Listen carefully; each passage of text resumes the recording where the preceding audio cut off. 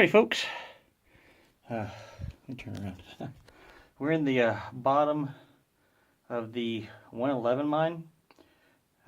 Say hello to Micey. Hello, Mousy. Come on up here, bud. Anyway, maybe Pete's cousin. Anyway, we're in the 111 mine. I call it the 111 because there are unnamed mines out here. They weren't registered with the name. They might be in the BLM, but I've never checked. I just checked the historic records. So I'll call these UUMs, unknown, unnamed mines. You can tell it's a little dusty in here. I'm in here looking to scout for rail, for salvage. This is an active javelina den. There's fresh poop in here. You can smell it, but there was nothing in here moving around like the other one. Shot into that one, I could hear stuff moving around. Shot into this one, it's quiet. There's one snake up at the very front, but he ain't doing nobody no harm. He ain't a rattler, I ain't worried about him. He can do what he does. Here real quick, you can see that little streak coming through there? That's a vein coming through there, I believe. Nothing really exciting about this. No, this is pretty much just andesite. No real good mineralization going on at all. You can tell a little faulting plane right there. Here, there's a little something. Let me hold it on this so I'll give you a look at it. You can see the reds in there. A little bit of hematite, which is iron. That gives you the red coloration there. Nothing really to look at particularly. It kind of comes along here, works, and then gets down here to a little bug. So I'm shaking a little bit. It was a pretty rough walk. You see the quartz in there, right there. Focus, good dog. There's not a lot to look at in here. This one's pretty much mined out. Let's go look at the other portion of the shaft. The adit splits up. God damn, it's hot. A little mouse nest. It's the middle of July in Arizona. But the heat's not too bad. It's supposed to be like 98 today, so it's enjoying it. Here's a vein cutting through the roof, through the back of it. Just a little quartz vein. Nothing really to look at. Nothing important. They stripped this one down pretty good. Let's take a look, see here. This is an old a homemade turntable. What you do is, right, there's the entrance up there. You run the ore cart up here, sit it here, and since this corner's so tight, it's kind of hard to bend rail. You take this, and you spin with the car on it. You spin it. Then this piece of the rail right here connects to the rail here, or overlaps it rather.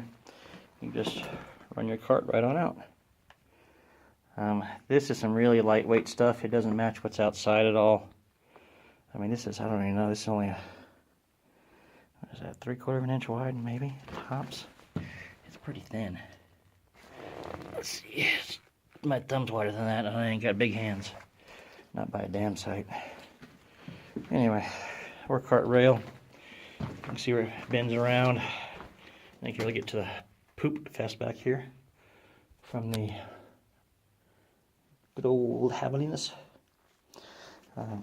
This eye, I kicked it twice, and it ain't moving, so I think it's embedded in there. And I'm not real sure why. What the reason for that would be. Unless it was for a, I don't know, it's strange. Anyway, ore car,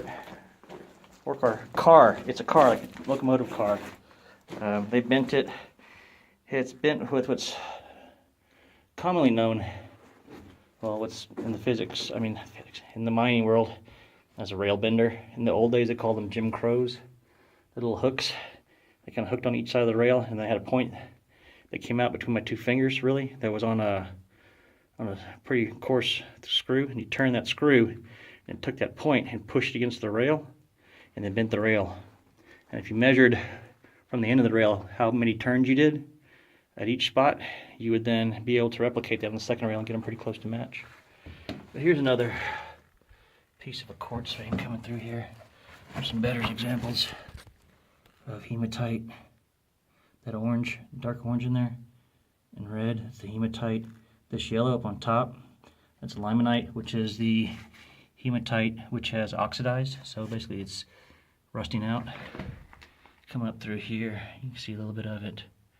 It's really a pretty poor vein overall. It's only 3-4 inches thick. Coming around here. That coloration there is not nearly as vivid in person as it is on the camera. Pretty plain actually in real light. It's just barely colored. This little fella right here, well, you know what she is. Little black widow hanging out. Alright, let's take a look here. Focus. There, another good example of the hematite. Hold on, I brought this for a reason. Where is it? There it is. Hold on. Alright. Here we go. So I got the hematite here, that's red, degrading to the limonite here. Then this should be sulfides coming out too. This is all quartz, and then this would be the contact zone right here between the quartz and the country rock.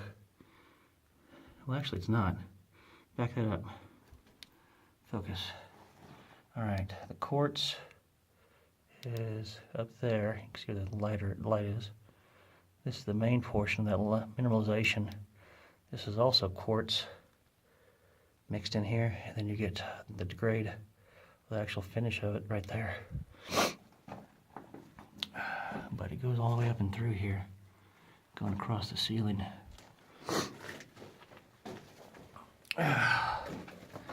But there's some more. This is one of the first mines I think I mentioned in another video when I first shot it that I was ever in.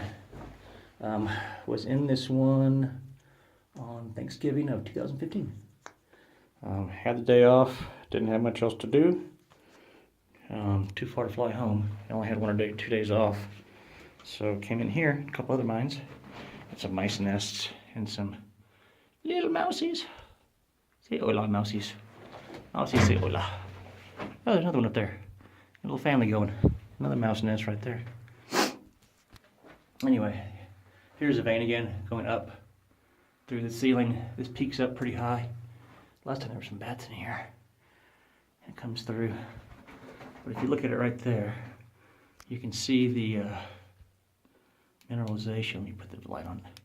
So you got contact zone on this side, and this side would be the footwall that's leaning that way. And then this side's the footwall. I mean, this is the hanging wall. And then that's the edge of the vein going up across there. It kind of peters out. You get some better mineralization up there. But yeah, that's it right there. Not much of a mine. I think they actually did mine this up. They started trying to do a raise, I believe. Must not have played out for it. That ceiling, the roof is what? Sorry, I'm spinning you around. 8 foot up there. This piece of metal here, known as a muck sled. When you blast rock out, or ore out, and you're going to take it out, you put one of these pieces of steel down here. All the rock falls on top of that, and you can shovel it off of there a lot easier than you can shovel it off of the rock that's underneath. It's not flat. It's one thing that's used still today. But that's another little vein right here, a little cross-cutting vein. So we had